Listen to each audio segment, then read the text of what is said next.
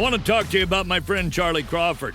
He's a 10-time NFR qualifier. Charlie Crawford, time to just shake it out and win. Got it on him fast, set there up. We are. Here's a day nice money run. lead. You betcha 3-8. That's an absolute perfect run.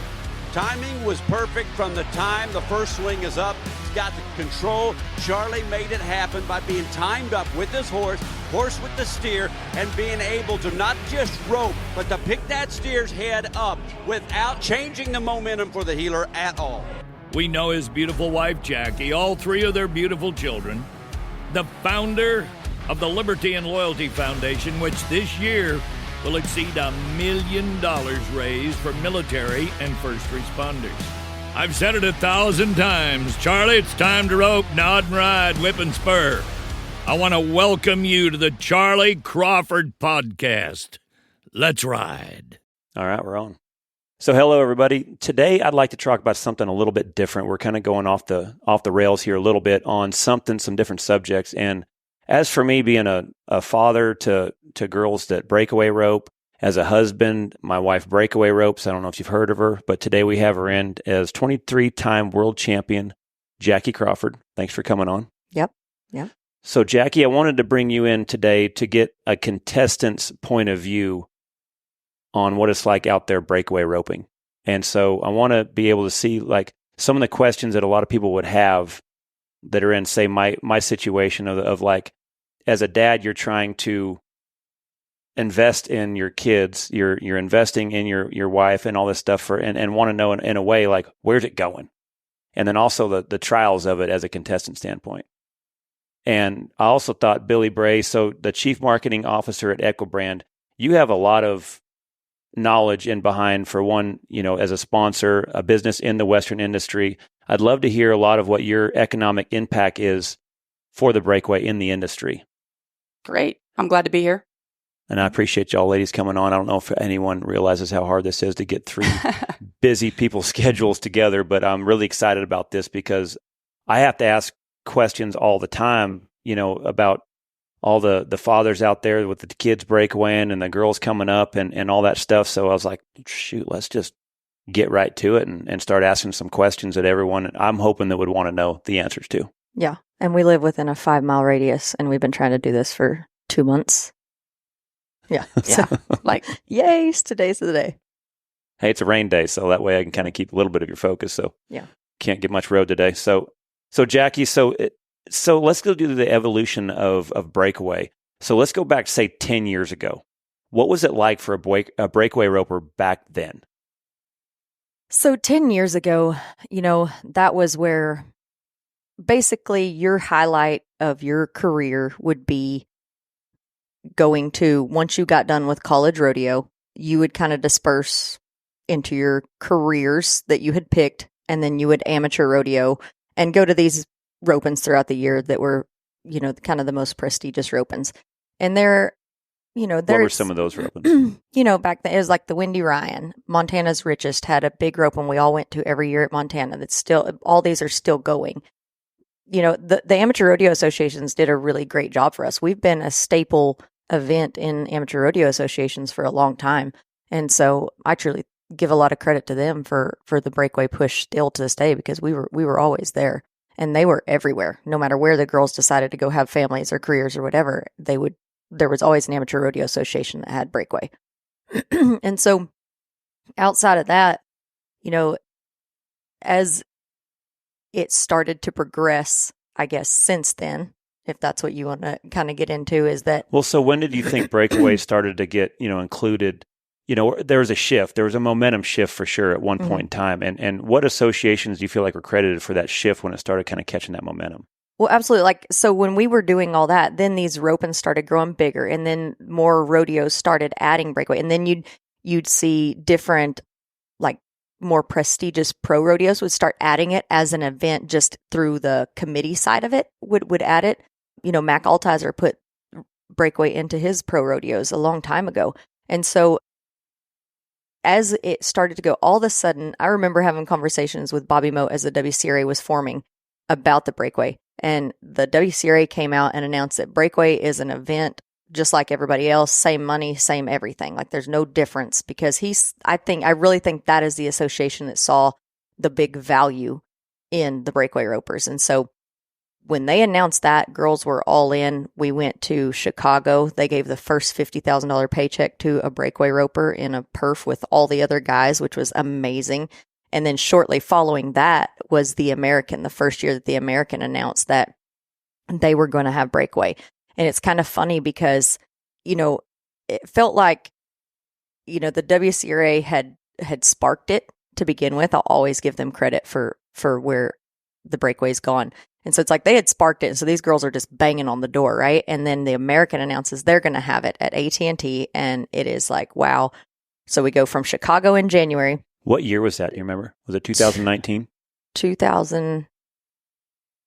Oh, don't get me to lying. I feel like it was right around 2019 is what I feel like. Yeah. I think you're right. Yeah. I think it was. Yeah. So that's kind of when things started to shift. Pretty short time ago. I mean, in one perspective. Yeah. It could have 5 years ago. It could have been, might have been 2018, actually, that happened.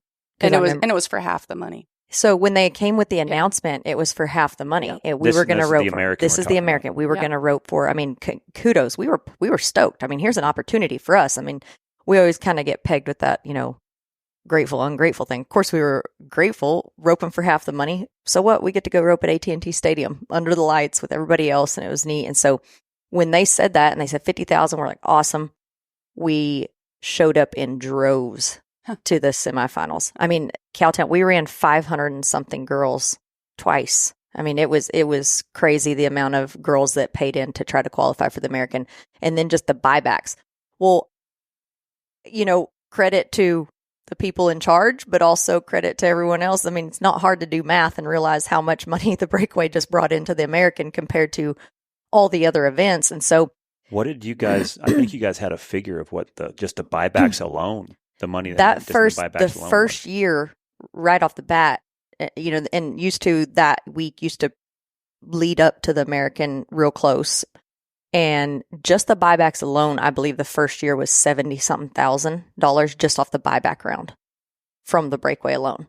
And so we're roping for 50, and that's not including the 500 and something girls that paid in to do this. And so, but it paid good. The semifinals paid great. I'm not knocking anybody because the opportunity was awesome. The semifinals, part of our money that we paid in went to the semifinals. Part of it went straight on to the American.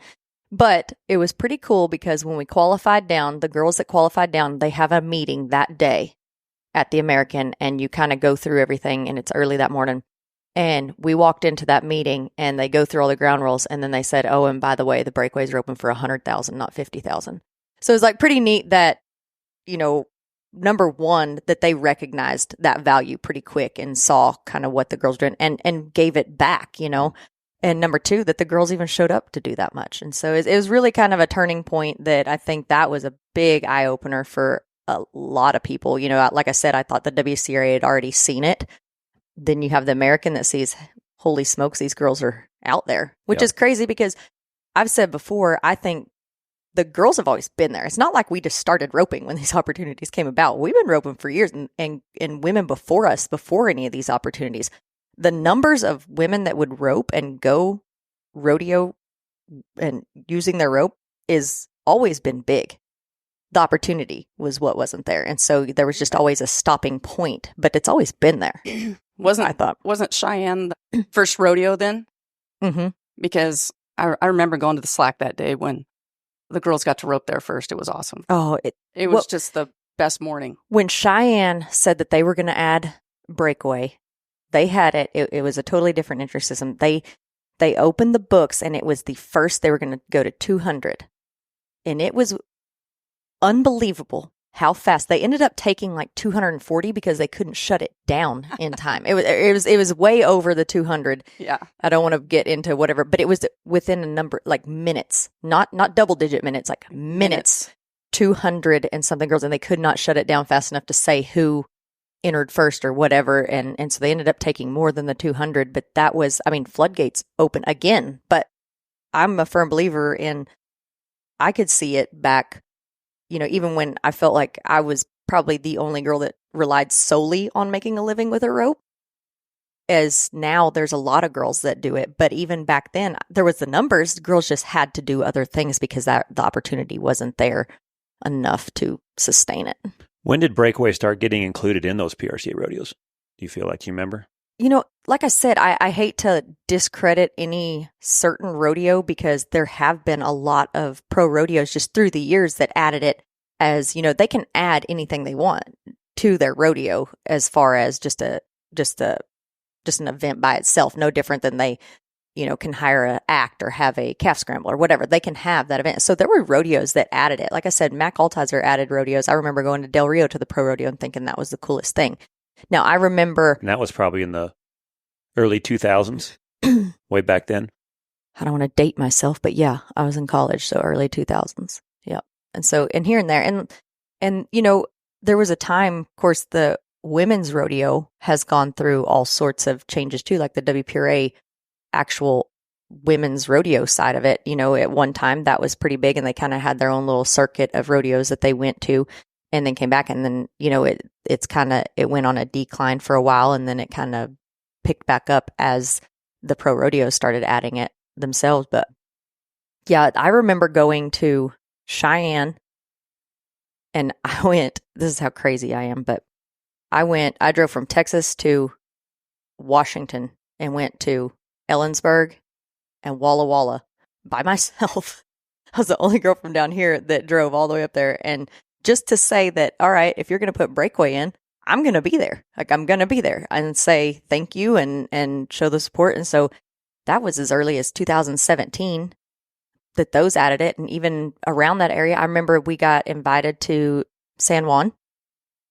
And before we ever even had a Breakaway finals, us girls were doing some silly stuff that's like, we're never going to get our money back. But if you're going to let us rope in these pro rodeos, we're going to say we've been there because we don't know, we don't know where this is going, but we're going to show up. We were sending, when we got invited to San Juan, it was the same time as Rapid City. Rapid City had a great jackpot and we got added to their rodeo. And they had an all-girl jackpot, which B is a big contributor of and kind of the creator of. Yep. But so she added all-girl jackpot, Team Rope and Breakaway during the rodeo. We were there. We also got invited to San Juan. We sent rigs. Just for the audience, just so you understand, this is Rapid City, South Dakota, and San Juan Capistrano, California. The southern part of California. Yeah. And so you were as far apart as you can get. Globe for that. And now, mind you, there is no NFR at this time. We don't have anything. Like, we're just going because we're crazy and we want to go and we want to be a part of it and we want to be a part of every page of this history book getting wrote and want to show up and say thank you to the people that made it possible and hope that the momentum stayed going. And so we have no pot of gold at the end of this rainbow. We're just being silly. And so we sent a rig to California. We sent a rig to Rapid City. We paid drivers. We bought flights. We did some stupid stuff that no way in the world, even if we won both of these things, that we're going to make our money back. It was just the experience and wanting to be a part of the growth of everything. And yeah, I remember, Baker, Montana added it and trying to get to that and the flight. It was just, we did some silly stuff for, a couple of years for sure. I know I did stuff for definitely 2000. I guess like I said, 2017 is when I started driving to every pro rodeo that I thought would have us or that said they would have us. And so then, yeah, finally 2020, we did the same thing. And then they announced. So when was the first year that Breakaway had a regular season with the PRCA that had a NFR basically? Mm-hmm. And so what was the entries like that first year? What was membership like compared to other events? And then what was the payout at the NFR that year? And I believe that first year was in Texas, correct? In Arlington? Yep. So we had gone and started our year just like we had. And then they announced that they were going to have us a finals because everything that was COVID year and everything got moved to Dallas. So they kind of had a little bit freer to do what they wanted to do. Like their hands weren't tied as far as Las Vegas events and all that. And so at the time, George Taylor was CEO of the PRCA and they made a decision. We're going to have Breakaway. We're going to have it at the venue. It didn't get to be during the rodeo, but it was same place. And, money, we had I think it was $200,000 the first year added The only thing that was different for us is we did a tournament style format that year. And so instead of it just being 10 rounds, we had I can't even remember how it was, maybe our 10 rounds and then an 8 and a 4, which is something that's been discussed with the guys, but I don't think it'll ever happen. But that is the only difference that we had that year. Yeah. And that was the first year that once that happened the next year, it was game on. What was the entries like? What was membership like? What was the numbers as far as contestants look like? Well, I think even that year, the numbers were, B probably has those stats. Even the year that through, even before they announced that they were having the NFR, I think our numbers were Really good. astronomical. Yeah, really good. Really good.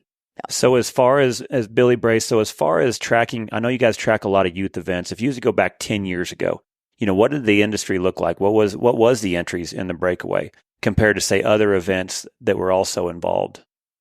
Well, my role in the industry for our company is that we sponsor a lot of youth events. Youth is a big thing for us, huge thing for us. And so, when you sponsor an event, you're always looking at, what are their demographics and then what are our demographics? And if they match up, then it's kind of that's a good sponsorship. So, we've been a part of high school rodeo for 10, 15 years. High school rodeo, national high school rodeo is, now 5th grade to a senior. And through this process of Breakaway kind of, quote, getting hot, I've always looked at, focused on the 5th grade numbers, how many kids are coming in every year, just kind of always hoping for those numbers to be bigger than they were last year, because that's just hope for all of us in the Western industry. And one of the things I kind of get to notice, and when I got it breaking down, is that, Barrels is number 1 event in youth rodeo, number 1 by a lot, but number 2 is Breakaway. And it's number 2 by quite a bit. And then it's, team roping. What are those numbers? Do you have those numbers? Well, the National High School Rodeo, I'm going to say that your Barrels is like over 7,000. Your Breakaway is, close to 6,000. Calf roping and team roping are around 4,000 or so, and bulldogging is 2,000. So these are the junior events. These are from 5th grade to a senior. So, but I think what's really interesting too is when membership to membership, girls that buy membership is 58% and boys that buy membership is 42%. I thought that was a really interesting statistic. And I don't know exactly when that changed, because I probably looked at numbers 10 years ago, but I don't look like now that I'm older, I guess, and I'm kind of get more involved as far as into the details.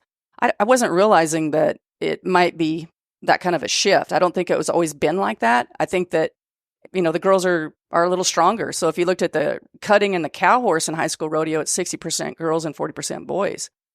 And you looked at the Gillette finals, the National High School Rodeo Gillette Finals is like a $15 million impact. There's 1,700 contestants, and then 68% of those are girls.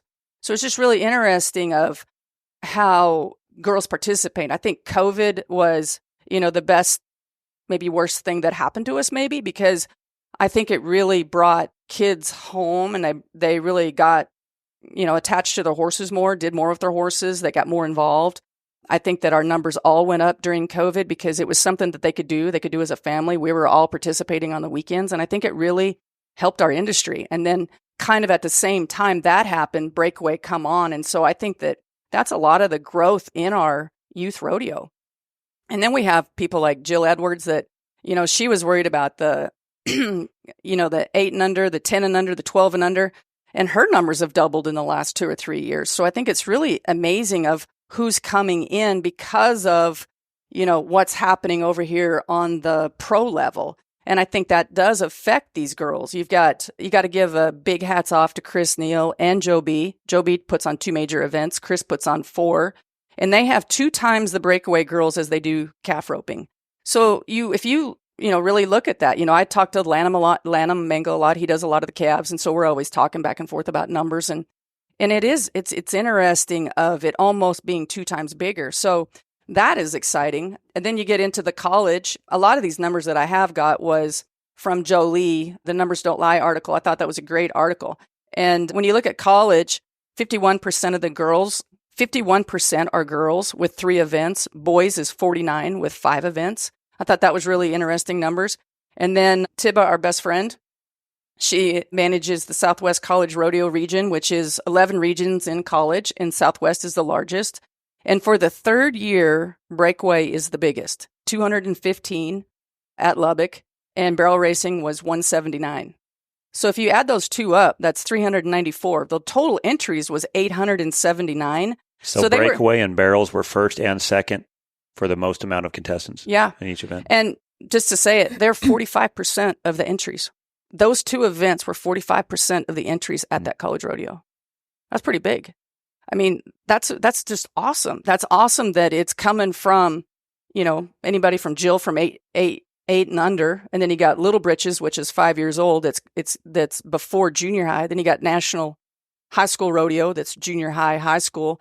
But I'm saying it feeds that. It's feeding it, and then it gets to the college level to where it's 215, which is for the third year. Breakaway was bigger than barrel race, which is hardly ever. Amateur rodeos. Never even heard of that. Amateur rodeos everywhere. Rodeos. Barrel racing is always usually number one. Breakaway number two. And so for the third year, that's the case. So I thought those are really fun and exciting numbers because of what's happening over here on the pro side. We have a goal to be pro.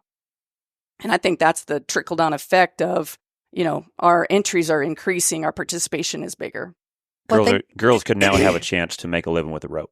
Yeah. Well, they can, but hearing all those numbers is just mind-blowing to me. But it's the numbers of entries themselves is one thing. But if you could calculate the economic impact that makes on the Western industry, which is the Western industry is what feeds pro rodeo, you look around. And so the economic impact of each one of those girls, you're talking about at college rodeo, 2 women's events make up 45% of all of the entries. I mean, that's insane. And now take each one of those entries and multiply it by how much money is spent throughout our industry just to try to do this.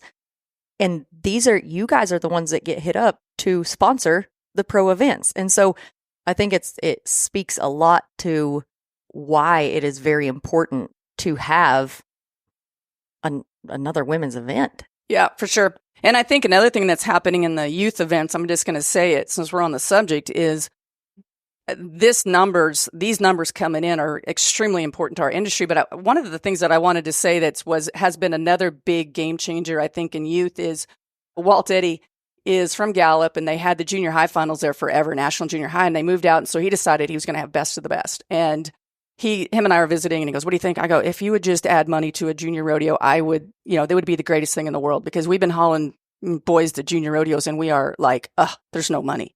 So Walt, he did best of the best a youth rodeo for high school kids, and he added 3,000 event, and it was like, oh my gosh, you could win money at a junior rodeo. But what happened with that is just what I love the most. Then Texas High School Rodeo adds 100,000, and then National High School Rodeo adds 100,000. Now, if you fast forward to 2024, Texas High School Rodeo is going to add 200,000 to the Texas High School Rodeo finals. Everybody that makes the short round is going to get a check. The winner is going to win maybe over 6,000, a gold buckle. It's going to be awesome. But what that did then is it pushed National High School Rodeo to add 200,000. And then we had the Patriot, which has new ownership. I think Equine Network is doing an amazing job. We just got done with the Patriot. It paid out $1.2 million. We have this girl from Yoder, Wyoming, Hayden Thompson. She wins $75,000 in the Breakaway and over $80,000 with the goat tying. So amazing. She won. If you think about it, she wins over $80,000. She won more money than some of your PRCA cowboys that go to the NFR. I mean, she did great, but that's definitely won more money than the Breakaway going to the NFR. Right. But I'm saying they are getting money into the youth rodeo, and it's awesome. It's awesome. I mean, but that's why, is because these numbers are getting bigger and the families are hauling, and it's good for our industry. I'm just really excited about it. The Patriot, the Breakaway was your highest money because they paid out 33% of that pot of the 1.2 went to the Breakaway. It was $413. The tie down was $170. Barrel race was $240. So, I mean, it was awesome. But the girls, again, are the top two. The Breakaway was 200 or... The Breakaway is 413, and the barrel racing is 240, you could say. But I'm saying the top two, again, are Breakaway and barrels. So I'm just saying that's awesome. Yeah. So, yeah, it's exciting time for the Western industry because we really love having people into the timed event. It's not that I don't respect rough stock, But I'll just say a funny story. I was listening to a podcast with Lindsay Branquino, and she was interviewing Stetson Wright's mother. And I thought it was a really interesting question. She was talking about Stetson does a really good job of taking care of his little sister. And she loves to run barrels, so he's kind of helped her with a trailer and barrel horses and everything. And she's like, I cannot believe what he has spent on her. And I had to laugh to myself of, that's what I mean, is that I asked a dad the other day, I go, how much money would you think it would cost for you to teach your little girl to Breakaway, to win her first win her first check in a jackpot, or to rope 10 in a row at home? I go, how much money do you think you would have to spend to get to that? You have to buy a dummy, you have to buy horses, you have to buy calves, you got to buy the right kind of calves, you got to keep them alive, you got to, and then you got to have the hours to go down there and the shoeing and the vet. And, I'm like, that's what I mean by what you're saying, what we're saying is economic impact. And you didn't even count a rig and a trailer. No, but that's the excitement of when I look at the fifth grade numbers, we want more numbers is because that's what feeds our industry. What did Stetson Wright feel like when he dipped his toe into the timed event side of things on the economics? I don't know, but I just thought it was funny when she made that comment of going, I just can't believe what he spent. And I thought to myself, that's what all of us spend in the timed event because that's what it costs. It's like, I raised two boys. And so I'm like, whoa, that's why I was so excited for junior rodeo to kind of get some money in it. Cause I've just been a huge push for the jackpots to be better, for everything. We try to help and sponsor a lot of events, but the why we sponsor those events is we want it to come back to the families is because they've got to win something to stay in it. Yep. Yeah. I do. I think it's so great to see what the opportunities at the top create all the way through our industry and how that has to keep recycling itself and we all have to keep benefiting each other, whether it be the pros to the youth or like you talk about the rough stock to the timed event. We need each other. Oh, totally. Again, and that's the thing.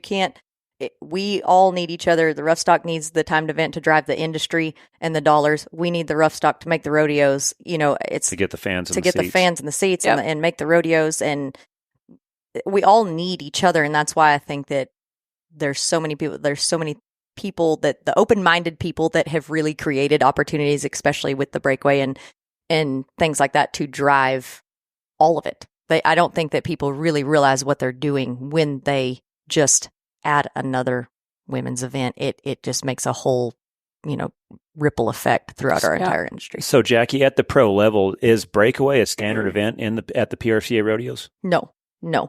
We've broke into a lot of rodeos. I mean, hundreds of rodeos are having Breakaway now, and it is becoming more so the norm than not. But no, a rodeo does not have to have Breakaway. So who decides that they're going to have a Breakaway at the rodeo? The committees. Yeah, the committees. And so, it's interesting to see because it is kind of touch and go. It is a big effort to bring another event in. See, that means that you have to go round up X amount of dollars of more added money because it's hard. Some committees, we come in at, a fraction of what other events are added money wise, and that's okay. And we love the committees that, just keep trying to build because they see the value, but it is a big thing because now you have to figure out how to, house more rigs. There's some rodeos that love to have us. They see the economic impact we have, but, they might not have the parking. I mean, there's places that it is an issue, there's places about housing the cattle. There's a lot of different issues that come into those things, but what those committees do see is just like what B talked about, and we can talk about buying power, is that when we come, in my opinion, a rodeo is put on to basically entertain the community or create revenue for the community, right? When we come to town, we're bringing, most of the time, we're women, we're bringing our families, we're bringing kids, we're bringing a whole slew of us. We spend money, we like to shop. I do all of my shopping at rodeos. Every bit of my shopping is at boutiques and places set up at rodeos and Amazon, but Amazon's more just whatever. I don't even want to talk about it. But all of my actual shopping, I do at rodeos. Fact checked. at these boutiques. So we spend money there. We spend money at the carnivals. We spend money at the restaurants. We spend a lot of money when we come to a town. And so to me, looking at it is that, okay, who sponsors a local rodeo? Businesses in the community, right? Well, in order for those businesses to get any type of anything back, You have to have people putting more money back into the community. And I think that nobody does that better than, 100 to 200 breakaway ropers coming to town. What do you feel like the pros and the cons are for a committee adding Breakaway? Like I said, just that the fact that when we come to town, we are going to put money back into your town. San Angelo, for example, we whipped out of there. We was there twice. We got there just in time for the rodeo the first day. When we showed up, I literally went in there. The kids wanted popcorn. I don't know if you know how much the popcorn was that we bought those kids at the rodeo the other night, but it was a lot, kettle corn. They wanted popcorn. They wanted snow cones. They wanted to go to the carnival. And we did this, whipped in, whipped out, filled our truck up, left. We probably spent $250 that night on between diesel. More than that, actually. More than that. So maybe $300 that night, $350 just between diesel and carnival and popcorn and snow cones, right? The next night we whip in, we come in, we get there early, kids are hungry, we go to Western Skies, we spend $100-something bucks, then we have to get another snow cone, another popcorn. So we whip into San Angelo, and because of what we bring with us and what we do, here we probably $500, pretty easily, pretty handily. And so I think that when you times that by the amount of breakaway ropers that want to come in, you're thinking there was 180 girls got to rope at San Angelo. So each one of those, now give or take, are going to spend money. And I know X amount of them are bringing their kids, which I know that's universal in other events too. But as women, B can attest to this, how much money we spend comparatively to men in our industry. And so I think that is definitely a pro, is that we are going to bring, a lot of people like watching the breakaway. When we rope at places where it's packed house, they love it. It's easy, it's simple, it's fast. It does put on a good show. There's people every time we go to a rodeo that are asking me, they're writing me off. Are you coming to this rodeo? Are you coming here? We're trying to get our tickets. What night are you up? It's constant. So I know we do bring fans to seats as well, but we also bring the economic impact. The con side of that is that it is trying to come up with the added money. It is trying to figure out. Now, we are the only event besides steer tripping, but the only event at the actual rodeos that we pay a $25 stock charge out of our pocket. We get charged $25. Now, some of these committees, there's some committees that are like, hey, we're going to find a sponsor to take care of that. We don't want you guys paying for your stock charge, and nobody else is. Great, that's awesome. If not, we pay it, no problem. Now, these committees, if we run more than one head at these rodeos, they will pick up that cost. So there is going to be some extra cost on the upfront of it. And then, like I said, there is problems, not problems, but it's just stuff to realize, like paying or volunteers coming an extra day for slack or whatever it may be. There's logistics to it that are more than just, some people get frustrated. They're like, why not just add it? It's just an event. Well, there's a lot to it, but I think that, just like B talked about, if everybody realized that, yes, it might be one more day and it might cost a little money on the forefront of things, that money's coming back tenfold to our community, our industry, everything. B, didn't you have some stats on, say, what, like some of these rodeos, like the demographic of the fans in the stands? Oh, yeah.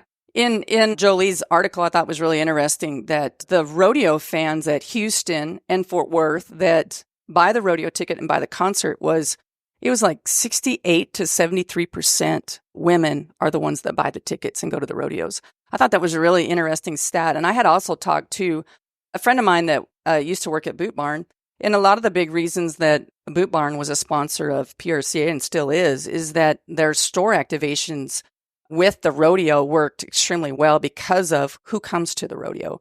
Women bring their families to the rodeo and they could do promotions that, drew them to the store to purchase for the kids and the families. And so that was a big part of why they sponsored PRCA, was because of the demographics at the rodeos. And I thought that was interesting. I didn't realize that it would have been that high for rodeo and rodeo concert tickets would have been that high. 73% is pretty high. That is high. Yeah. What were you saying on your talking about driving the women to the different places?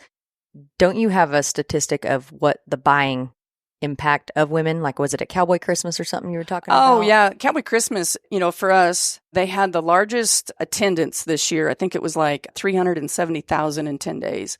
So, you have to figure that of that you figure 37,000 a day, 10 days, whatever.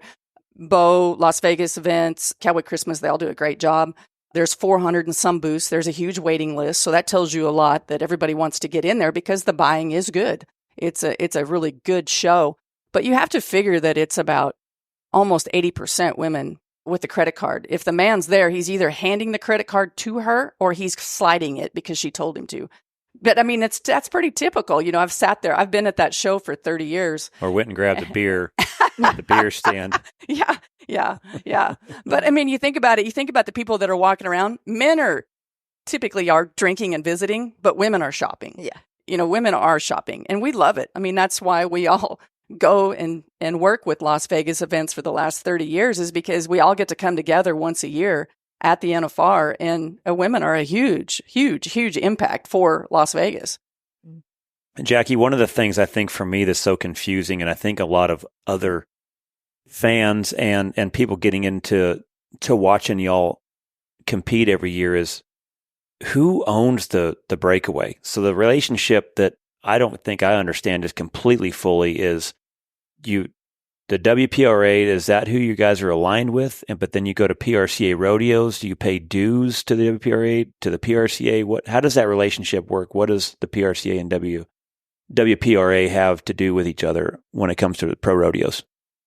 This is a tough question to answer. We do buy our card through the WPRA. Okay. Because as a women's event, you know, the WPRA controls the barrel race and the breakaway. So we buy our card through the WPRA. However, PRCA gets 85% of that card money to run the daily in and outs of, you know, any productions, the rodeos throughout the year, because the WPRA doesn't have that. The PRCA is who has the rodeos, and the PRCA is who has the NFR. And so they get the 85% to run whatever needs to be ran throughout the year, go back, put on our production at the NFR, added money, whatever it may be. I'm not going to say how it's distributed. And then the WPRA gets 15% basically to run the WPRA office and, you know, kind of have the directors. But as far as it's kind of we're in a hard spot because everything in the WPRA was kind of structured for the barrels. And so that's where it gets tricky. It's not that I'll say I don't think anybody is trying to do wrong by any way. It's just a very complicated situation that we're in. And so we have, as breakaway roping coming on so strong and fast, it was kind of something that honestly, we're so behind on where we need to be for every part of it, because like for us, you know, we have circuit directors. Well, those have always been barrel racing circuit directors throughout the circuit. Well, now as breakaway ropers coming in with the cards and things like that, we only have 2 directors that take care of everything throughout the our entire association for the breakaway ropers. So it's a very, very, I would never want that job a day in my life. It would be terrifying to try to go in, but then those 2 go into a board and they now have to, it's very hard because what's good for the barrel race isn't always good for the breakaway roping. What's good for the breakaway roping isn't always good for the barrels. And the same goes for committees or whatever it may be, but yet we kind of get thrown a little bit in a lump sum, I guess, together. And it's not always the best thing for each other. But like I said, I don't think anybody's trying to do anything wrong. But then now you complicate that even more with our own infrastructure within the WPRA on how we can fix things to now we have to deal with the relationship between the WPRA and the PRCA, where we're just, you know, for us, we're just breakaway ropers. We want to go to the rodeos. We want to go to the NFR, right?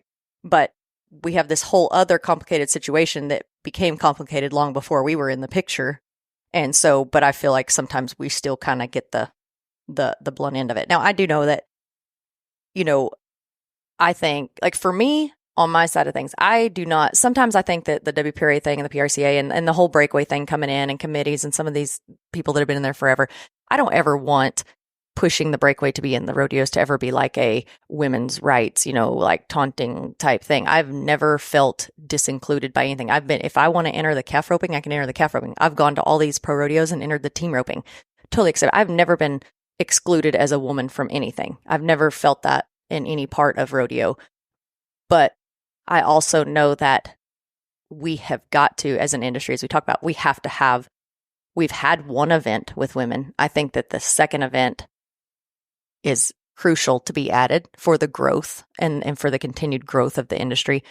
And those do have to be kept women's events, because we can't let you guys enter the breakaway. We would be drowned out, right? And so over. there wouldn't, we can't have that. So we do need 2 strictly women's events that come in and play into the rodeo side of things. Now, that relationship between the WPRA and the PRCA is very complicated, and I really don't understand it myself, even being in there for that long, because I think there's so many different contracts. You know, there was a lawsuit, and then there was new contracts, and then there's all these things. And so we tried it. We hear bits and pieces, but do I really even know that I know exactly what's going on? No, I don't. And Bee's tried to dig into it, and I don't really think she knows what's going on. And so I don't think there's any right and wrong. I just think it's a very complicated situation. And yeah, I really don't even know how to answer your question, because I just, pour every part of my life into this, and I have no idea what's going on. So I think it's kind of the same place where I think the whole industry is sort of in the same place. I guess I could say I've been going to the NFR for over 30 years. Went to all 10 rounds every time I've been to the NFR. I mean, I'm a huge rodeo fan. And I think over the years, you see the PRCA and the WPRA over the years. And yes, I think they did have a lawsuit in 2008, and then they kind of, now they're separated. They live in different houses. I kind of look at it like we're all living in a divorce, and, we like them both. We respect them both. Mm-hmm. We do, but Absolutely. We care about the kids. We really care about the kids. Well, the kids is the members. And so when I look at it and people, we have conversations about it, I go, it's kind of like we're all living in this divorce, and we're just trying to figure it out. And, they don't really recognize each other's rules. They have separate houses, separate publications, separate websites, and then they go to the rodeo together, and then they go to the tour together, but then we go to the NFR. So it is confusing for us. And as we did own USTRC for over 25 years, and it's for profit. And it's hard for people like us to look at it and understand, how could that be profitable? And how could that be best for all? To me, I'm just going to be kind of a hope for the best. It's prorodeo.com. Everybody's there. Pro Rodeo. Everybody's there. And, you can go to prorodeo.com, and you can look up the breakaway and the barrel racing and see the results and the standings. And I hope one day that they do come together. I hope it's, 2 events for the women and the 7 events for the men. And we have, the great rough stock that, brings the rodeo to the town. We have the fast events. We have women. We have it all, and they get to sell it all. I would think that, coming to a committee and say, here's our rodeo package. Here's how we want it produced. And here we go. And they don't have all these different entities of what this deal is and what that deal is and what this one is. It's like, here is rodeo production. I think it would be easier. It would be easier to sponsor, I would think, and having both, I think, would be better sponsor. I mean, it's, if they're separated, you've got, about 3,000 women over here that get sponsorship, and you got about 6,000 guys over here getting sponsorship. If you have it together, that's 9,000 together. You have both demographics. I think you'd be stronger. So I guess I just hope that one day it comes together. And I realize that there's a lot of things that I don't see and understand. I'm not here to say that. I am saying, if I was looking at it as a business, we would have one office. We would have one website. We would have one, because you can't afford to pay 2. But again, I come from the for-profit world. So does a Sean Gleason with PBR. It's a for-profit. It's like, you run these this way. And that's what I see from outside looking in. I just hope one day that they work together as one. I think that's easier, best for everybody, all scenarios. Yeah. And I'll say, I have zero qualms with either association. Me neither. As far as I love, respect them both. I think both of them have done great things for what I do and given great opportunities, and everybody's worked hard to get it where it is. Like you said, I think there's issues that probably obviously need to get better, but how you do that, I don't know, because I'm not on the inside or knowledgeable enough about it. I'm not either. I'm just outside looking in of, it looks like it would be more profitable to be together, but I don't know that. So as far as the grueling year in, year out, you guys do have an NFR again this year. And so when in 2020, when the Breakaway first had a regular season, what was the amount of rodeos you could go to back then to get qualified for the NFR? And then is there a rodeo count now? What is the rodeo count now? And who represents you enough to make these decisions on what you guys do to find out what that rodeo count is? Well, just like the first season and until current date, until this year, we've not had a rodeo count, which every other event has. And so, which means that we have driven the wheels off of some stuff. I can tell you that. So how many rodeos did most of you guys go to? Probably say 2 years ago when there was or a year ago when there was no rodeo count. 2 years ago when there was no rodeo count and I was trying to make the NFR and I went to 97 or 98 rodeos. And I mean, that was getting it. As far as the team roping, I think we have a 75 rodeo limit. Now you can go to as many rodeos as you want, but if you enter a rodeo, say in your local, spot around here, then maybe that rodeo only has a couple $100. You can call an unofficial it. So you can go to as many rodeos as you want. But in the team roping, you're only allowed to count 75. Yeah. So the top 15 this last year, the average rodeo count was 91. Mm-hmm. Yeah. I thought that was impressive. Yeah. So what is the rodeo count now? 100. So none. So did you guys vote on that, or how did it? Because if I remembered right, I thought I only looked last year, and I thought only a couple people went more than 100 rodeos. There was 3 girls that went to over 100 rodeos. There was this again. This is where it gets very cloudy in the sense that we get lumped in with the barrels. They said the barrel racers go to 100. Breakaway ropers can go to 100 too. So the barrel racers go to 100 rodeos. No, they have $100. They have a 100 rodeo limit. But if you look at their calculations, there was, I think, one person that went to even close to that. Because barrels got to be pretty tough. You got to have to fly to go to 100 you got to have rodeos. several horses. And you ain't doing that. But the majority of the girls went to 80, and some of them to a lot less. Yeah, and so a lot less. And, you got a couple of them that are just trying to make the rodeo limit so that they can make the NFR, And so I don't know. We were literally, you got to think though, we've been going to 100 rodeos basically. And for the last 2 years, no rodeo count, but we're also not in every rodeo. So we would drive past rodeos, drive past where everybody else is, drive past it to go to another rodeo, turn around and drive right back past it to go to another rodeo that has breakaway. And we're just passing it. So there is no telling how many miles we have on a pickup the way we were trying to do it, because it's not like we got to stop everywhere that everybody else was getting to go. And so definitely, like I said, they put a 100 rodeo limit. I think it's not, I don't know. I think you might as well not done it, because it's not like you can get to that many. But I think that the rodeo limit needs to happen for the fact that to try to keep as many people in the game for as long as possible. Exactly. I understand that people that are young, that don't have kids yet, that don't have, all these things that come with life, they're like, oh, open it up. Let's go to as many as possible. Okay. Yes, that's great. But you also want to keep the numbers in. And so to keep this other portion of the players that do have these things and they are in that stage of their life, those people are going to drop out earlier when you got 100 rodeos. It's just not smart. It's not something that you need to do. Well, and some of the stuff we were going through back in, team roping has a lot of similarities with the breakaway. We fought for a long time to get even half the money. I think the 70s was like a quarter of the money.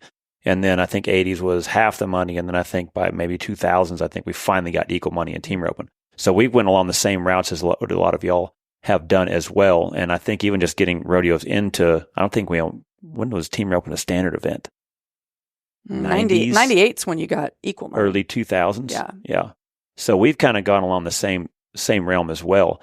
But just the conversations I remember to get a rodeo limit in team roping, because the veterans were trying to tell the young kids is like, look, you can still go to as many rodeos you want, just unofficial them. If you got to go to all these, you can. But like, if you're going to make a living, trust us.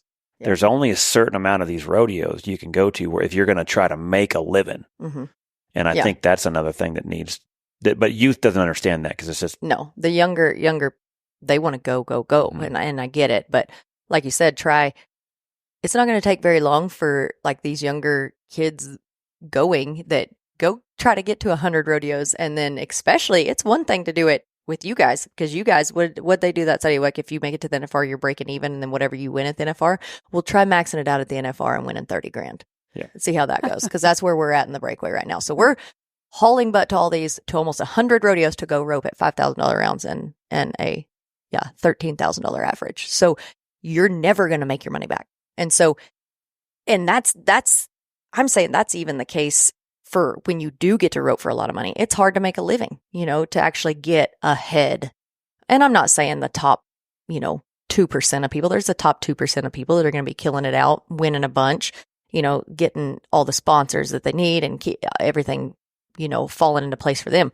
But you got to keep the majority in. And to keep the majority in, I think you got to make a reasonable rodeo count and, especially for us, grow our finals. Yeah, for sure. Last year, I thought you guys put on a heck of a show there at the South Point. I watched the breakaway. Me and B actually sat together on one of those days too and was watching and following along. And, I'm not going to gaslight it. It's probably half full, the venue. Mm-hmm. If I would kind of guess, just looking at it by just a bird's eye view. But it was very electric in there. Like you guys did light them up. It was a great, great event. But it was a little hard to follow. Like for me, kind of being in the stands, I'm a little out of the loop on those kind of experiences. I'm usually I enjoy competing, but just to be sitting in the stands, it was hard to follow. Like I couldn't tell, what the money was. Like I didn't know what you guys won in each round. I didn't know what the average kind of was ranked and where the world standings was. What was it? The speed of the event, or because it rocked on pretty fast? But what was the reason for not being able to kind of like, as a fan, stay updated, if you feel like? From the competitor standpoint, now I don't know. I'm not on the production side of things. The competitor standpoint, I would say, it is the speed at which we're pushed to do that. So we're put, don't get me wrong, I love the South Point. I love that venue. I love Vegas. I think it is awesome to be out there. There is nothing about me, anything that I say is going to be take away from that or be ungrateful for that. I love it. But with the stand, I've kind of had that been said, well, it didn't even sell out the South Point. Well, we're during the day. We're 2 days before the NFR when everybody has to get there.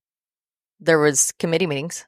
There was the youth associations that everyone comes to Vegas to go at, that makes their back number ceremony mandatory to be able to compete directly over the top of the Breakaway NFR. So we have all the families that we give lessons to or be a part of that are literally mad because they're sitting at a back number ceremony because they're not allowed to be at the NFR. And so you've got hundreds and hundreds and hundreds of families competing in this stuff, sitting at a back number ceremony, not even allowed to go to the NFR. And it's like we have a lot of variables playing against us. Plus, not only that, I think it's hard to sell out a single event at any event you put in there. A single event before the big stuff starts is going to be hard. Excluding bull riding, that is a very, very hard.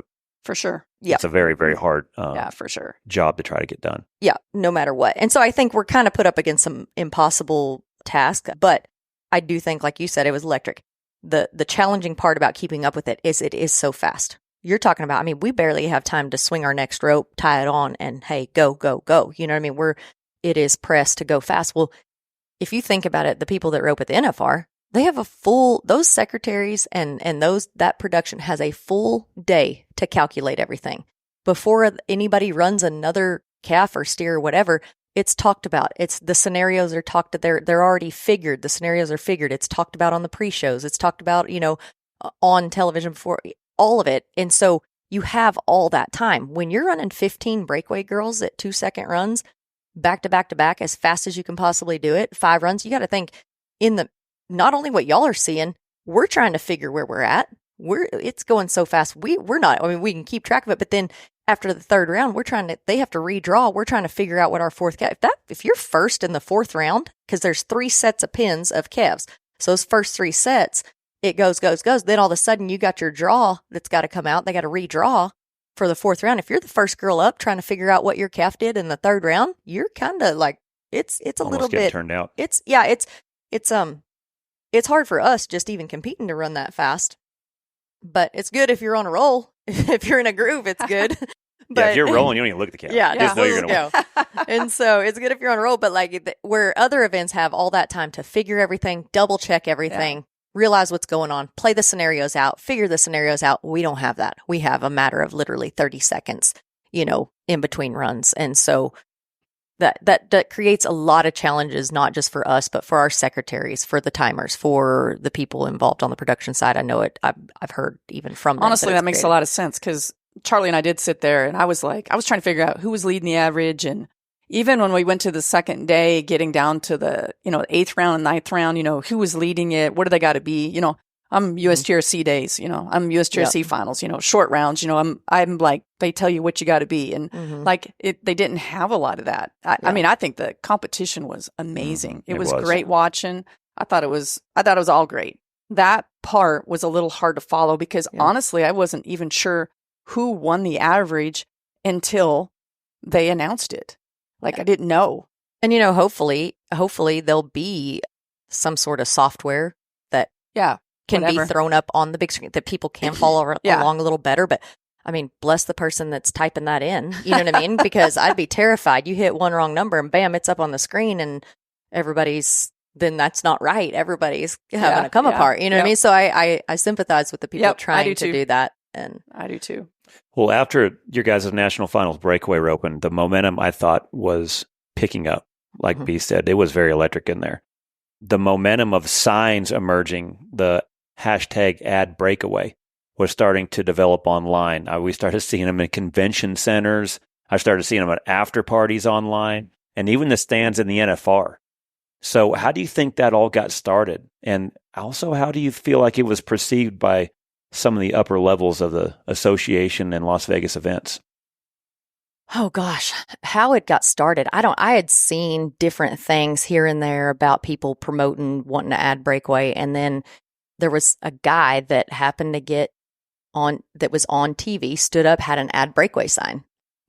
Don't know who it was. Later on, we figured out it was as a dad of girls that gotten into rodeo out of Colorado. Anyways, just a guy that took the initiative to do something and say something. I just thought it was kind of flattering that, hey, somebody cares enough. The dude stole my thunder because I was wanting to do it myself because I was like, I want to find that guy and buy him a beer because I'm right there with him. Yeah, it was very I thought it was really cool. I thought it was very flattering that somebody actually cared enough that was outside of, none of us know who that was, And so I thought it was really neat. And then all of a sudden, people, when he got on TV, people kind of went crazy.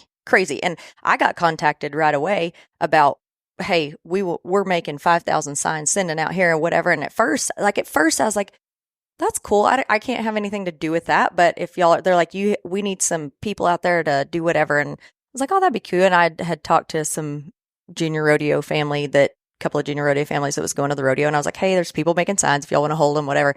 And I had texted into the group, the breakaway group, and said, hey, whatever this. And then I was like, you know what? I don't want any involvement in any of this. Like it didn't take very long. It took about 30 minutes of really thinking hard about it. And I'm like, yeah, I don't want I can't have this tied back to me. And I don't think any breakaway roper should any NFR breakaway roper. But to watch what organically happened without any of, it wasn't coming from the breakaway ropers. I mean, and we've heard all the stories. I've heard that the breakaway ropers paid people to do this, and which is ridiculous. $5,000 rounds. You're just trying to get your vet bills covered. Jiminy Christmas. Come on, people. There was all sorts of stuff. But honestly, it's just a guy started it, and I'm telling you, I had more people texting me, and thank goodness. I mean, they will never, they would text me and be like, we are making, I had a guy that made signs at home, carried them all the way on the plane, everything, all the way to the Cowboy Christmas, stood in a line and walked up there to have me sign his ad breakaway signs. I was like, holy smokes, this is crazy business. It even got so wild that, a person I know was on the production side of things, the morning production meetings. And it was said, it got cramped. Like, it was a very serious thing every morning. It was like, if you could not have the camera on an ad breakaway sign. So I don't know what the negative, I don't know who thought that it was making anybody look bad by doing that. I don't know if it was Las Vegas fans. I don't know if it's PRCA. I don't know. That's all, we can repeat hearsay or speculation or whatever. But I don't know. I just know a guy did it. It was cool. It was organic. It came from outside the Breakaway girls, and it was pretty dang neat. But, at the same time, as it was going rampant, a lot of people were furious. If I had to go through this conversation one more time at Cowboy Christmas, I don't know I just wanted to scream. People don't understand why the Breakaway's not in the NFR. Well, it's because your fan has seen it from the beginning. Mm-hmm. If you look at it from the fan's point of view, if you looked at that year and you're a rodeo fan opening the gate for some girls, you watched you and Ty hold up the same amount of money at the American. Mm-hmm. And then you watched Haley win $50,000. Then you watched Joey go on stage at Cheyenne and Joey jump the fence at Pendleton. And then you watched the National Circuit Finals, Maddie Dearman. And then Maddie wins Puyallup. And then, oh my gosh, you're all a part of the Governor's Cup and you're all lined up and Shelby's holding a cup. It's like, so that fan on the Cowboy Channel doesn't know. I mean, we are all close to it. We kind of know what's going on. We know the schedule. We know. But if you're a rodeo fan that is at home, like my mom, she does not understand. Like, she just watches Cowboy Channel every day. That's what she does. So she just is assuming that I went from the Governor's Cup to right here. Yeah. So in that fan's defense, I just feel like you can't blame them. They watch the Cowboy Channel all day, every day. And you're on the team, you're all together, you're at the rodeo, you're pro rodeo. Mm-hmm.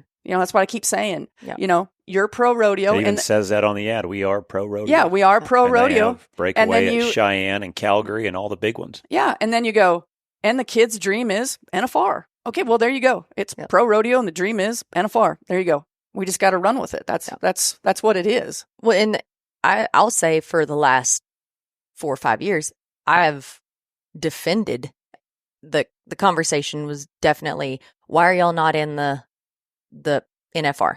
Well, there's, and I would come to the defense of the associations. There's a lot more to it that y'all see. There's a lot more. I mean, I've been lucky enough to be back there. It is hard to house the cattle. It is hard to house the more rigs. It is hard to find the space for more stalls. And it's a lot of money to come up with. And so I've been on the defense for it, but I think also somebody has got to recognize and take a little bit of, what do you call it? They got to take a little bit of blame, not blame, but understand that the average person, this is a huge thing. This is not something you can ignore, because the average person at home, the fan, not only that, but the sponsors, you're on that side. You spend a lot of money with girls, right? Yep. And what is one of the biggest things that you would love to see your girls with your patch and whatever else would be at the NFR? Oh, right? for sure. I mean, that's one of the things. So these sponsors that are coming in, and they sponsor as a group, say, or a lump sum to certain things. Well, now all of a sudden we get to the biggest thing of the year, and now their girls are pulled away from that. It is so sponsors, but biggest thing is the fans don't understand why it's not there. Or even I get a lot of committee people come and they're like, well, we just don't understand. We do this throughout the year. Why is it not there? You can't, at our NFR, the first day or whatever, you come out with, as we're explaining this, we're like, we've been told that when the contract is redone and negotiated again, we will be a part of it. We're part of the bargaining chips, like whatever. This will be something that's on the table. And it's, this has been known throughout the industry. This is one of the things that when the contract goes back, blah, blah, blah. Well, then you come with the announcement that all of a sudden the contract's been signed early and it's going to be there for another 10 or 12 years or whatever the contract said. And that's it. Crickets. Like nothing. You can't put out a press. I can't go putting out fires all over the place. The girls can't go putting out fires. Like, we can't do this individually. Because that contract dropped right. It seemed like maybe after your guys' first day of Breakaway or the second. First day. And so all this excitement came, and then the contract, and there is nothing. No details, no nothing. Y'all are in, y'all are out. So then now speculation comes from everywhere. Yeah, like a little bit of, you can't put out a press release that says, hey, we re-signed here for 10 more years, and everybody throughout this industry is waiting to hear, and you just choose to ignore the huge white elephant in the room. People are going to get mad, and it didn't, that's what I'm saying, it wasn't us. Yeah, of course, we're all wondering what the heck happened. Like this has been said now to me directly that this is going to be a part of it, and all of a sudden, nothing. We hear it's re-signed, but nothing. Nobody hears anything. But we've learned as breakaway ropers to just wait it out and wait and see what happens, whatever. But your average person doesn't understand that. Your fan does not understand that. Your sponsor does not understand that. They do not understand. Here's a press release. Nobody says anything. So now you're going to have people getting angry and riled up and going with these ad breakaway signs and really wanting to push it because they're like, what is going on? You know what I mean? Where just a simple explanation to really everyone, just a simple press release, just transparency in the smallest way. Listen, we don't got to be on the ins and outs of it, but this is it. Breakaway is not added yet for XXX reasons. We are working blah, blah. That's it. People would have calmed down, I think, but I can't go around putting out that many fires because there was too many people riled up about it. So to get the breakaway in the NFR, in the yellow arena, whose choice is it? Is it the WPRA's? Is it the PRCA? Is it Las Vegas event? Do we even know like who?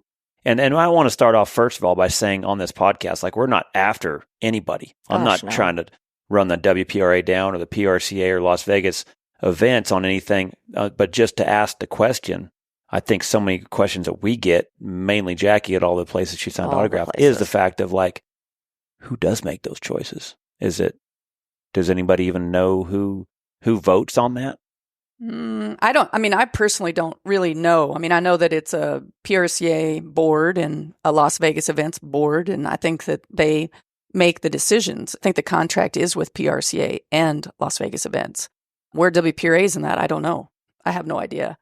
I personally just hope that they do the right thing. That's what I hope. I hope that if we say how important it is to our industry and the girls keep performing like they do and say good things, maybe good things will happen. And I hope that they make the good decision. I hope that it works out one day. It's what I hope. I'm going to be positive about it. So say as far as Las Vegas events, because I would think that's probably their rodeo, just from the outside looking in from as much as I've competed on their standpoint, these guys are a business. And so business wise, why would they add the breakaway? Because they do already sell that thing out. There's tickets probably already sold right now at 18,000 tickets sold. So, I mean, business wise, why would they add the extra 1 point whatever million to add the breakaway when they don't have to? And the time constraint that they have. So what would even be the reason for whoever it is that's in charge of put breakaway at the NFR? Why would they? Well, I'm hoping they would to maintain the growth in our industry.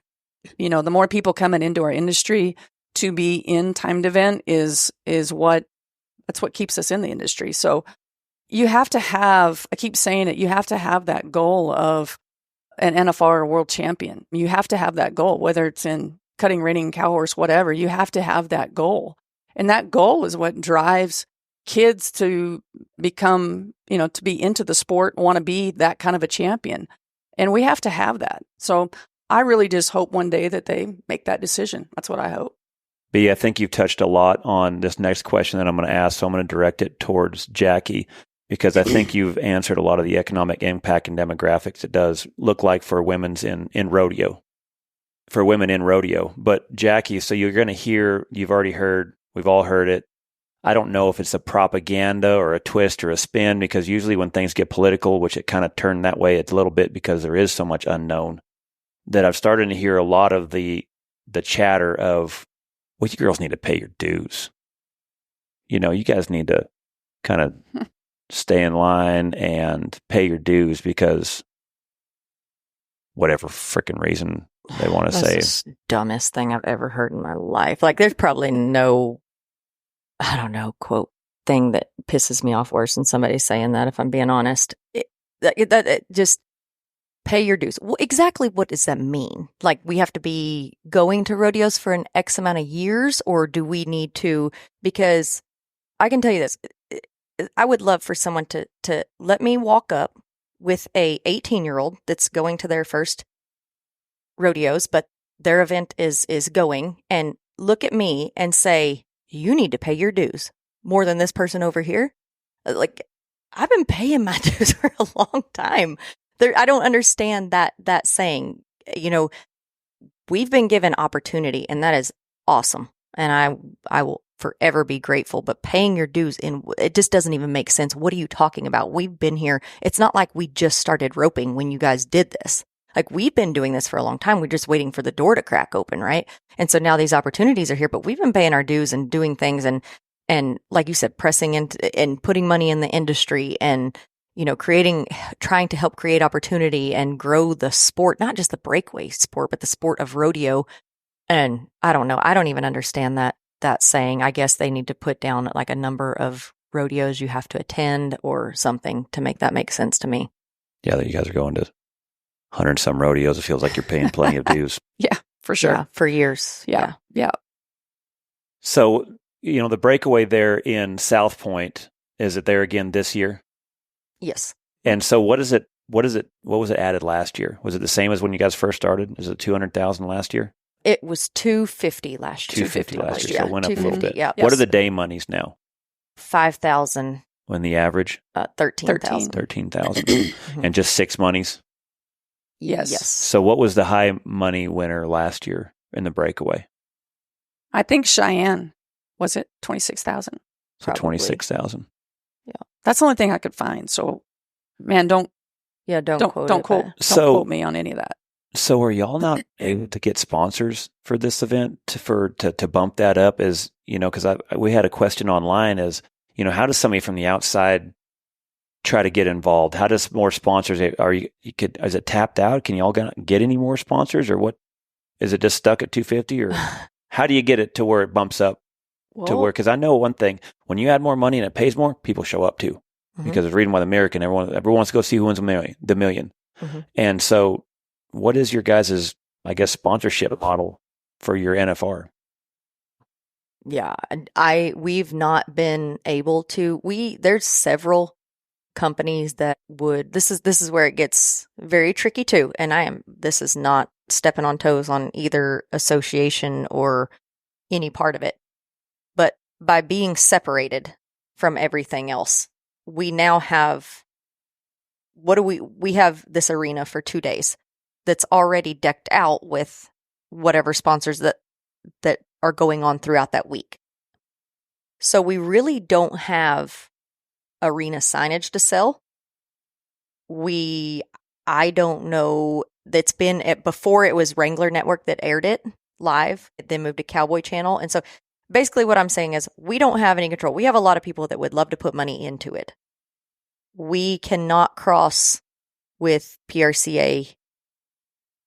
There can't be conflicts with their sponsors. This does sound like a divorce. Well, it does, because when you look at it, you just go, so it doesn't look like, if PRCA is producing it, it doesn't look like the NFR. It doesn't have the same sponsors that's in that arena that's in the South Point arena, and vice versa. I'm not sure what the WPRA sponsors look like. So sitting there, it is confusing. The banners they're different sizes. I don't know whose they are or who the sponsors are. I think that part is, of all the events I go to, that usually I kind of get that part, but it is confusing when you get there. That's what I'll say. Yeah. But I'm very grateful that it's there, and I'm very grateful that there is a finals. I'm not wanting to be disrespectful, but outside looking in, it is somewhat confusing.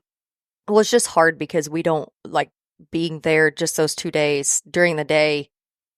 And like I said, we just don't have a lot to sell to a sponsor. And especially when we don't know the media rights, it's not like we can just go get the media rights and sell it through who represents us. And that is the WPRA, because then it all has to cross through with the PRCA and be approved. And both associations have put money into our finals. Both associations have contributed immensely. The PRCA has put a lot of money into our finals and have since day one.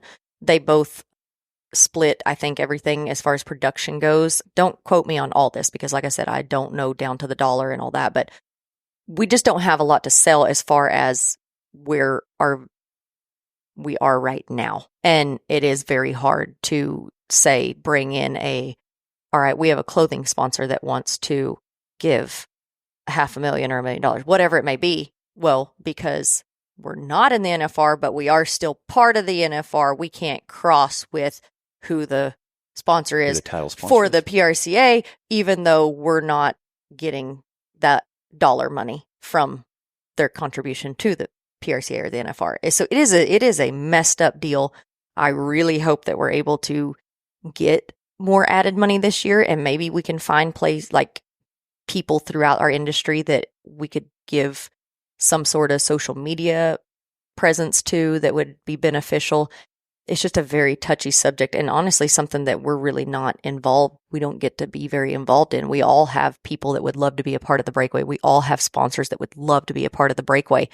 It's just finding that line between who we can not tick off and who, where it doesn't cross, and what can we do? Because our hands are so tied as far as contestants go, and hopefully we just kind of have to sit back and be like, well, we hope the associations are doing what's best and trying their butts off. But that's all we know. And like I said, kudos to them for where we are. Well, I know that you've been a pioneer for this event. You've been out there selling it and competing and doing everything. I mean, I've known you for this long and I've watched it. So it's not like I'm saying something that I've read. I've seen what you've done to give everything you can to get this event in that yellow arena. But just for, say, the contract drops and Breakaway's not in the NFR from now till 2035, what does your career look like? What does a lot of other girls' careers look like if that window is closed? Yeah, it's probably cut short drastically, I would say, as far as pro rodeos and going to the rodeos. I don't think that doing this, year after year would be the smartest thing for me to do. Don't get me wrong, I understand that if the money gets bigger, then great. I don't know how until we are in a different position that we can kind of be more aligned with everybody else, which would be in the NFR, or in the same venue. But if the money got up, it'd be maybe something to think about. But at the same time, I mean, I don't know. I've won a lot of money. It comes and goes. I think that every kid wakes up when they want to have a rodeo career. They wake up and dream about roping at the NFR and the Thomas and Mack or wherever everybody else, whether that venue changes, it's still the atmosphere. It's still the surroundings. It's who you're roping side by side with. A lot of the girls, we probably differ opinions. A lot of the girls say, well, I don't care if they'll give the money. I don't care where it's at. Well, I mean, I think a little different because I've won the money and I think that it didn't. Yes, it's amazing. It's life-changing, but it didn't take that dream away. It didn't make that dream die of wanting to rope in that spot. And I mean, it's no different than we can go have a pasture open and make it pay $13,000, $15,000, whatever it is. It doesn't make it Pendleton. You know what I mean? And we can go strap them out there and make it pay $15,000. Doesn't make it Cheyenne. So it's to me, it's not the money. It is the money for the sustainability of being able to go all year for the prestige of the end goal. But it's not the money that is the dream for me. It's the dream of the girls getting to back in there right behind the guys and roping at that same place and feeling the electricity and feeling, I got to go help the first year Trevor won the Triple Crown. I got to go help him with his calf horses down in the back.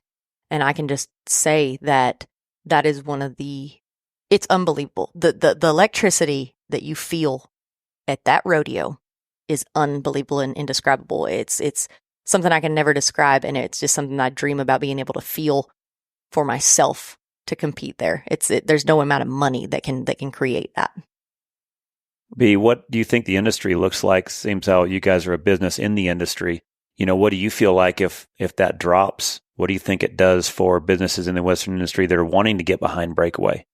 Do you think it kind of deflates a lot of the momentum if that basically window is shut as well for sponsors as well? Well, it's a hard question. I mean, I just got to hope that they would have it one day. I would just got to hope. I do think it affects girls if you don't pay them. I do think the money is important. I think they have to be paid. I think they have to be paid when they get to the finals. It's because it costs so much to rodeo. I think that they have to be paid. And I do think that it's every kid's dream is the yellow arena. It is. It's NFR, world champion, pro rodeo, that's the dream. I guess I don't want to think about it that way, to be honest with you. I just want to think that, man, I'm sure that one day they're going to figure it out. I just am hoping, because, even Las Vegas Events has the Junior World Finals there, and by God, they got Breakaway in that. So I'm just hoping that one day that it works itself out, and the rodeo goes for a few more minutes longer. That's what I hope. Yeah. And I'm going to be grateful with whatever they do, because I hope that, I understand that it's a lot harder to do it than a guy thinks. I'm not sitting here saying that, but I am saying that according to my stats, it is important to our industry. It is. It's very important. We didn't even talk about what the horses are worth for the women in barrel racing and in breakaway, the futurities and the derbies. We haven't talked anything about that. I mean, the economic of what it brings to our industry is huge. When I say huge, I mean huge. I just got to hope that it's going to be there. Well, and one thing that we didn't even touch on, and I don't think a lot of people even think of, we look at these stats and look at just the numbers in the breakaway, but something that I think that, we need to understand, the PRCA needs to understand, and I know that they probably have, but as you bring in how many girls pro rodeoing, okay, and they buy their amount of cards, now take you and I back. Say this was 10 years ago, 15 years ago. We get married. Guess what? How much longer are you going to buy your card and keep going? Because we can go together. We can go as a family. So you're going to bring in the husband or the boyfriend that before would have stayed at home and amateur rodeoed because that's what they could do together all summer, or whatever, whenever their time was.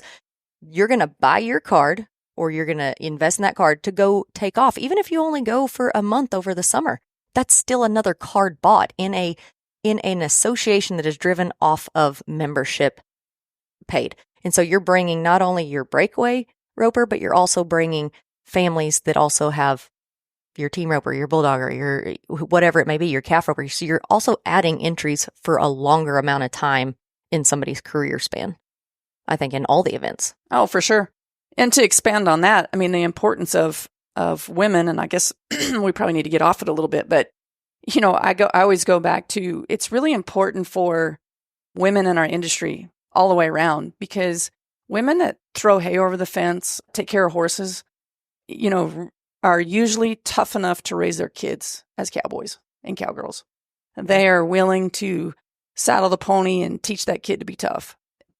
You got to have women in the industry that are passionate about teaching that kid to want to be a cowboy or cowgirl. You do. Yeah. Because it's a lot of work. It's easier to, I always say it's easier to get your nails done and lay by the pool than it is to teach your kid how to ride and rope, because it's a lot of work to teach your kid to ride and rope or rough stock or whatever, because you got to do it every night. You got to be very committed, or even be supportive of it. Exactly. I mean, you have got to be so committed. And, I always see a lot of families that, the dad rodeoed or whatever and gets married and none of the kids rodeo. None of the kids even ride a horse. And of course, me, I mean, that worries me, because I'm like, oh my gosh, they're not in our industry. Oh my God, I want more in the industry, because I mean, I love the industry and I always want kids to be in the industry. That's what keeps us in a job. That's what keeps our industry moving. That's the most important thing. Mm-hmm. Well, I do know one thing, and as far as you look at how businesses have always operated, there has to be competition. And in my opinion, the PRCA hasn't had any competition for a long, long time. But one of the things that I'm starting to see really grow, especially for women's events in rodeo, is, for one, the American. Now y'all are eligible for the Million. Yep. Yes. You have the Women's Rodeo World Championships, along with the WCRA events. There's some things appearing out here outside of that are starting to get pretty dang big. Mm-hmm. Mm-hmm. Yeah. So what about the WCRA? I know you guys also got the Women's Rodeo World Championships. So tell me about that. That's coming up next month. Mm-hmm. Hey. Yeah. It's honestly, I'll always kudos to the WCRA again. They saw the value in bringing in a women's side of things. And so they have a whole finals that is barrel racing, breakaway roping, and team roping. And so we qualify for that throughout the year. What does that pay? to It win pays that. $60,000 an event. So yeah, a lot. And then That's isn't our there- big. That and is there's also our- like out a year-end bonus too. There's a lot of other bonuses Oh, just besides there's- winning first, isn't there? There's money all over the place in the WCRA, which is amazing. The WCRA, which obviously is the Women's Rodeo World Championship, and yeah, it to me that is the biggest thing going for women. As far as if you want to put dollar to dollar and see where you can get the bang for your buck, it is there all day long. I Yeah, thought it for was sure. funny because I remembered the one rope I thought you was always going to hang yourself with was a heel rope, and then last year you come out of there with $60,000 heeling. Yep. Yeah. I mean, just that's what I'm saying. Just it's crazy. And what's cool about that is they captured both sides. So they have a pro pool and a challenger pool. So you get to qualify through two different streams depending on your classification, and then you meet at the end. And there's been challenger teams like in the team roping that have come won the whole thing, which is really, really cool and genius on their part. But to me, for women, the bang for your buck is Women's Rodeo World Championship all day long. And kudos to the WCRA for recognizing that. I mean, Yeah, it's just cool. It's a great major. event. It's a great event. It's a PBR production. Mhm. You know, to watch it on CBS Sports is like, Mhm. oh my gosh, the Yeah. production is amazing. It's awesome. What's the It's- viewership on CBS Sports? That has oh to my be gosh, up there, isn't yeah, it's awesome. It's so exciting for rodeo, for women, for everything. You know, they do a great job. Well, and then was a couple weeks ago the roping fraternity of America had the breakaway in it, and didn't Muscle win like $73,000 Yeah, Yeah. at a breakaway fraternity? Mhm. Yeah. Mm-hmm. Lots of opportunities. That's what I said. Like it started, and I think it's just had a ripple effect. The WCRA just let us just punch a hole in the ceiling, the glass ceiling, as I've said before, because after that, it was like, oh, here's where the numbers are. Here's where the opportunity is. Like, what have we been doing all these years and not having these events? Yeah. And so many people have jumped on board and realized what could be, and they've realized the impact that it could have. And so everybody's jumping on board, and we have tons of opportunities, which is so cool. One that jumped on board that is just going to, who knows where it's going to go after this, is Kimes Ranch decided to have a breakaway finals in November in Scottsdale, Arizona, adding $1 million, $30,000 round, $70,000 average. Mm-hmm. Somebody went ahead and picked up on some of the opportunities dropped right there, and that is going to be amazing. What is the dates on that, and how is that format going to work? It's the 28th, 29th, and 30th, and they'll do 3 rounds on the 28th, 7 o'clock. On the 29th, they'll do 3 rounds at 6 o'clock, and on the 30th, they'll do 4 rounds at 6 o'clock. So yeah, it's just amazing. Amazing. But what's cool about that is each one of those rounds is going to have 25 contestants, and Yep. 10 of those are going to be the top 10 in the world from the pro rodeo standings. So the top 10 in the world, kind of like the American invites 5, the top 10 are invited. The other 15 are created through 2 major opens. One is Oklahoma's Richest, which is in, what's the dates on it? October 18th through the 20th. 18th through the 20th. So no telling how many people, if anybody's paying attention, not living under a rock, you ought to be entered in that, because they take X amount of girls from there, and then they take X amount of girls from a last chance qualifier that's in Scottsdale. The Oklahoma, they will take 3 rounds, 20 from each round and 20 from the average. So 80. So they will take 80 from the qualifier in Oklahoma. Yep. So how many do you think will show up? And there's not an age limit, too, No, if I heard right. So anybody can enter. Mhm. Anybody can enter, but you just have to get one of these holes in this 20. Well, listen, as a breakaway roper, I'm hoping I'm already invited in that top 10, but I can guarantee you that I'll be one of these in Oklahoma's Riches, because that thing is going to pay so good. And then if they'll let me enter that, if I am not in the top 10, then I'll be at that one too. Because But the last chance qualifier on the 27th, they said they're only going to take 250. They're going to max it to 250. But my point is that we basically have our NFR payout getting paid in Scottsdale, Arizona during this. Yep. And it's 10 of the top 10 in the world, and then 15 girls that qualify through these things. So it's 15 girls that didn't have to pro rodeo. And they're going to come through this whole, it's awesome. Way cool. Way cool. So how many do you think are going to show up there? It would definitely not surprise me for 500. That's what I think. B, what do you think this does for Kimes Ranch? I How think it's loyal huge. is the fan base going to be? Because this is going to be an historic step, I think, for Breakaway. a lot of pressure on a lot of different things. Yeah, in my opinion, it does. I think Matt and Amanda and Lindsay, they do a great job. I think that Lindsay, does all of the marketing and does an amazing job. And I think that they will take this and run with it. I think they'll have a lot of fun with it. And I think that hopefully the industry, the girls in the industry respect the fact that they stepped up and did it. I mean, it's a big deal for any company to come with money to an event. This kind of money is, man, it's unheard of. I'm really, really excited to see where those things are going. That's just the fact of the pressure it's putting on. It's going to be amazing. And then for you girls too, it's going to be a busy end of the year, November. And then the end of November is the Kimes Ranch. And then the NFR for y'all is how many days later after that? Just a couple days, 2 days later. Yeah. 2 days later. So y'all are going to be running some calves. Yeah. And I mean, it's crazy because if you look at it, talking about that, you got the Kimes Ranch finals, you have the NFR.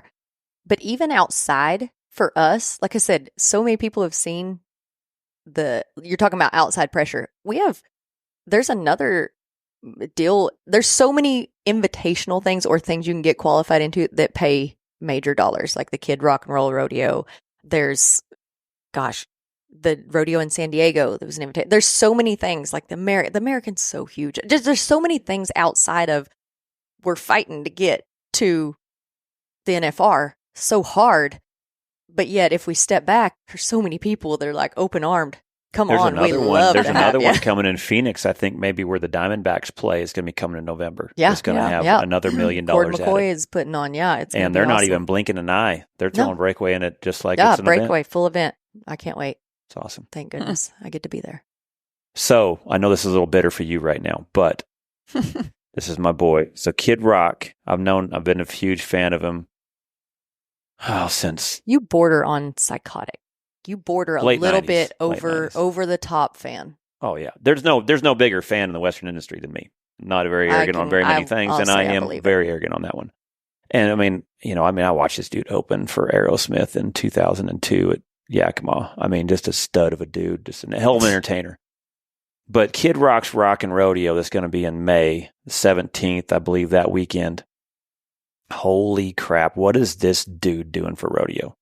Because obviously I'm a fan. I listen to all of his podcasts. He just kind of came out of the woodwork, started doing podcasts again. He's been pumping his tour dates and stuff like that for I forget what tour he's been doing with Jason Aldean and Nelly and a bunch of other artists, but he's also been pumping the heck out of rodeo. Mm-hmm. So I watched him on Joe Rogan, and this guy's not just some city slicker talking about rodeo. His lingo is, he's followed rodeo. I know he's been to the American before, but he's talking about the bronc riders and the ropers, and he follows rodeo. But to me, to be able to get on Joe Rogan with a viewership of 15 million right around there and promote rodeo, what this guy's doing is going to possibly be a game changer for where rodeo could go. And then I also watch him on Theo Vaughn, and he started describing a little bit more to detail on what his Kid Rock and Rodeo entails. And so he's talking about like where he's invested in this. So he's doing the concert for free. This is a long-term play for him. So this doesn't sound like a one and done kind of deal.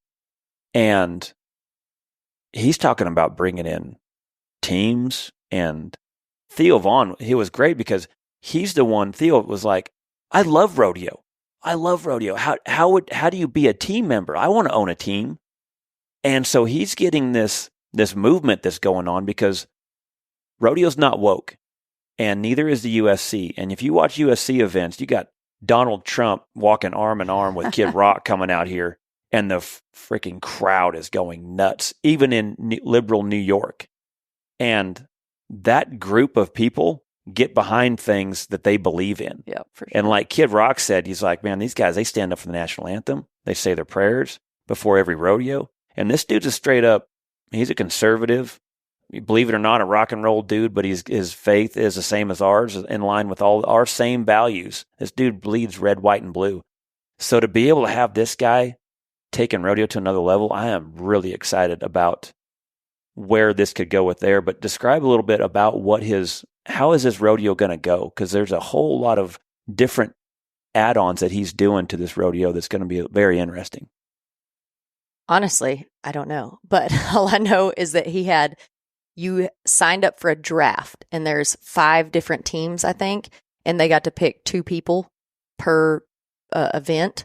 So they drafted all of these contestants and stuff. And then the final team that's going to consist of the top 2 placing people from Rodeo Corpus Christi, which is the WCRA.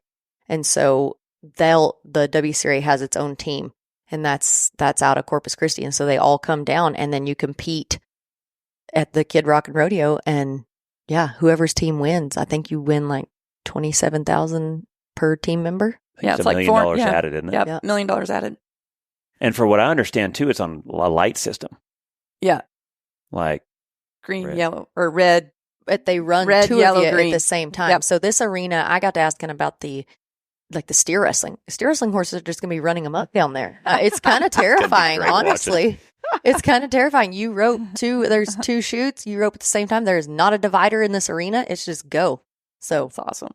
we'll see how it goes. Yeah, he was talking about midgets riding bulls too. So I mean, there's going to be a whole lot of entertainment that he's going to bring to it, and there's going to be some things. It's going to be a swing and a miss, but I guarantee you, he gets to the bottom of it. And like I said, it's interesting to see another perspective of where rodeo could go, and bringing in some big money. And I guarantee you, there's going to be some big players there. It wouldn't surprise me none if Donald Trump shows up. I tell you, I think I might even need to cancel that school.